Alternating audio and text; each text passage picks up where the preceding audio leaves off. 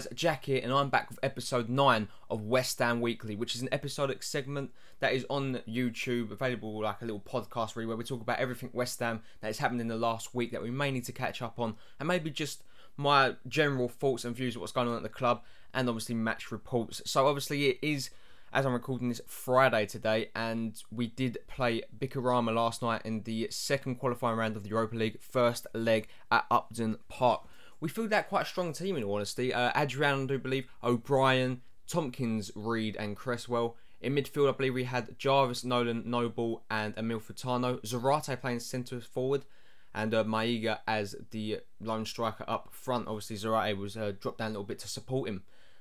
Weren't the best of the games in all honesty. It was a very lacklustre performance. You would expect West Ham to go out there and put in a good performance and basically dominate the game. And, you know, we did dominate the game, really, in aspect of having possession, because Bikarama, the team from Malta, just dropped down, had players behind the ball, and basically just parked the bus for the whole game. And it did nearly work for him until James Tompkins would get the breakthrough in the 90th minute. Gutted for Bikarama, because it looked like they was going to get themselves a amazing draw for them. But it did. For the goalkeeper all game was punching the ball out.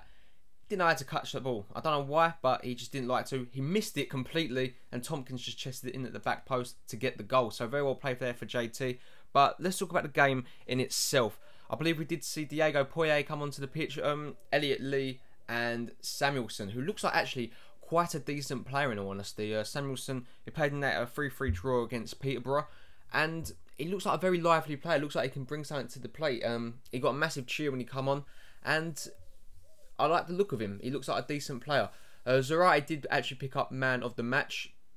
Again, it just shows how the performance went for everyone. You know, no one really stood that, but Zarate, you know, was Zarate in every aspect. He was picked up the ball, he runs at defences, but many people have picked up that he just doesn't like to shoot.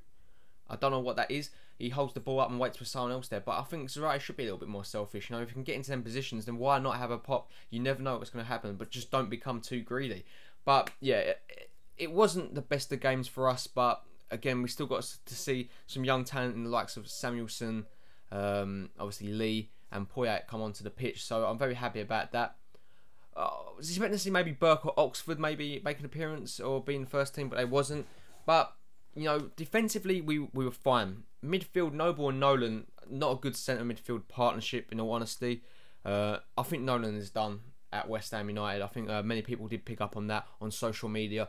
A player that when he come off he got booed by the fans, and you know, that could be the nail in the coffin, as to speak, for his career at West Ham United. That could be all she wrote. And you know, wouldn't say he's had a foul career at West Ham. It's just the last few seasons you can tell that he just hasn't got that. I don't know what it is. It just hasn't got that kick to him. When he first came in the Championship, he was an instrumental player for us, you know. And in the Premier League, first couple of seasons, he was good. It's just the last season and a bit, and maybe the start of this season, he just has not looked the full package. And West Ham, we're a team that's going forward, and I think that Nolan will probably end up going back to the Championship this year, in all honesty. Mark Noble needs great player, composed well, but he always plays it sideways or backwards, it always seems. So I want to see Noble maybe develop his game a bit more.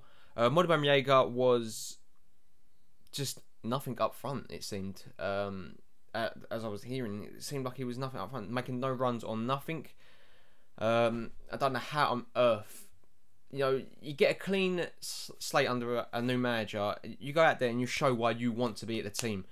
Modibam Jaeger, Kevin Nolan just didn't look like it. Even, you know, I don't want to fault the midfield, but Jarvis and Emil Furtado didn't really get involved in the game that much. And you know, you want to make a case for playing in the new season under a new manager, and you perform like that. We just didn't have no edge to us, no attacking threat, and it did disappoint me. But nevertheless, we do go to Malta with a 1-0 lead on aggregate, and hopefully we can see the game out there. They have to go for it now, so obviously with them coming forward, they won't be parking the bus, so we might be able to open the floodgates. Obviously, we did miss Diafra Sakho yesterday, and it shows that we do rely heavily on him. But hopefully we will come back stronger, and we will get the victory next week. And hopefully I'll be talking about us going into the third qualifying round. And we do find out who we actually are playing today in the third qualifying round. The draw is at 12 o'clock. It is actually currently 20 to 12 here as I'm recording this video on the Friday. So I don't know who we're playing. I will put it in the comment section down below. But now, talking about the community and all that, if you are watching this video and you do have a Sun Dream Team and you want to join a fantasy league, then let me know and I'll create a fantasy Sun Dream Team. I've created my team. Link in the description down below to Sun Dream Team if you want to create a team. You can create some actually really good teams on there for the budget you get. I've got a really good side, and if you want to join my fantasy league, let me know and I will create a mini league maybe for the West Ham fans. Now let's move on to transfer news. Not that much transfer news has actually gone on this week, which is very unlike West Ham. The first one I want to bring you guys is a departure, and it is of Stuart Downing. The former Villa, Liverpool and Middlesbrough man has made his return back to hometown club, actually Middlesbrough. And Slavan Bilic has had a word on it. He said that he had big plans for Stuart Downing. You know, he didn't want him to leave. He is disappointed about it, but he wanted to go home, and you can't argue with that. Stuart Downing wants to go home, wants to achieve promotion with Middlesbrough back to the Premier League, and he feels like that is his time now. All fairness to Stuart Downing, he said that he would have stayed at West Ham and wouldn't have left for any other club except for Middlesbrough, who obviously did come in, and I think it's a good price for both parties, the best deal for both parties. £5 million fee with add-ons, so I'm guessing if they do get promoted, West Ham will get a bit of add-on, which is good to see, or if appearance-wise, I'm not too sure. Rumours have it that he has actually took a wage cut to join Middlesbrough, so you can't fault him there. And I want to thank Stuart Downing for the last 2 seasons he spent at the club. Last season was his instrumental season for the first half of the season. He did seem to die off, but so did everyone in that second half of the season. So thank you, Stuart Downing, for the memories, and I wish you all the best at Middlesbrough. And I'm sure every single West Ham fan will be wishing him the best. But let me know in the comment section down below, guys. What is your favourite Stuart Downing memory? Mine has to be maybe the free kick goal against Spurs. I know it's a slight affection, but love a bit of Stuart Downing, don't we? I just want to thank him for all the memories. He was a good player when he played down the central part of the field. When he played on the wings, wasn't all that. So I'm hoping that we do see him in a central role at Middlesbrough next season. Moving on to a big transfer rumour for us now. It is Javier Hernandez of Manchester United, who was on loan at Real Madrid last season, has been linked with a move to West Ham United. £8 to £10 million, I do believe the fees in the region of, and a lot of sources are saying that West Ham want to get this deal finalised before he does actually fly out to go on tour with Manchester United. So this could be done by Friday next week, I think it is. So Javier Hernandez could be a West Ham player by me recording this time next week, which would be incredible. Would you guys be happy with him? Because obviously it looks like Charlie Austin is on his way to Newcastle. Remy looks like he's on his way to Crystal Palace. So I'll be so happy with Javier Hernandez. He'd be at the top of my list ahead of all of them other players I did just mention. He's a goal scorer, he's a poacher, and him and Sacco up front, that would be an absolute dream for West Ham United. And that could actually pave the way for Modimo Jaeger to maybe be free to leave the club. I'll probably, he had a good season at Metz last season, so maybe they might be interested in bringing him back on a permanent basis. That means that maybe Elliot Lee could get some game time, because a load of people from the academy and all that say he's a born goal scorer, so that'd be good to see. But Javier Hernandez, would you be happy with that one? I definitely would be. Moving on to Lanzini, the Argentine centre attacking midfielder. He was due to fly in to finalise a loan deal, but it has been delayed subject to international clearance. So I don't know what's going on with that one, but again, he probably looks like a replacement maybe for Stuart Downing then.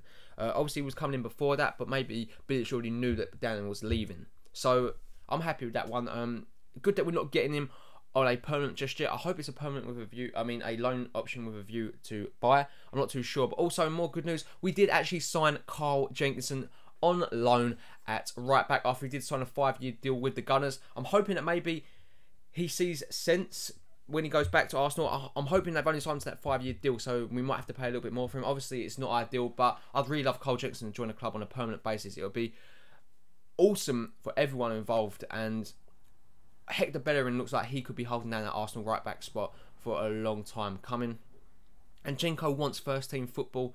He said he fell out in love with the game. He fell back in love with it back at West Ham. I think the move would be perfect if he could join us. But Carl Jenkinson is officially a hammer, and I'm over the moon with that deal. But guys, that is actually all the news for today for West Ham Weekly. It wasn't the most interesting episode, but we seem to be dying down as we're getting our transfer business done very early. I'm very happy with that, actually. The club have done really well getting our transfer business done really early, and hopefully we get to see some of them new players perform, the likes of Dimitri Payet and Ogbonna very, very soon. But thank you ever so much for joining me on West Ham Weekly today. If you have anything you want to discuss, make sure to put it in the comment section down below, or get involved in the forums over at Hammers Chat, link in the description down below. All Hammers fans on there if you want to talk everything about West Ham. Thank you ever so much for watching the video. If you did enjoy it, make sure to hit that like button for another episode next week. And also, if you are new around here, you enjoy the content, you want to see more from me, then why not hit that subscribe button too. I hope you have a really nice day. I'll catch you all in the next one.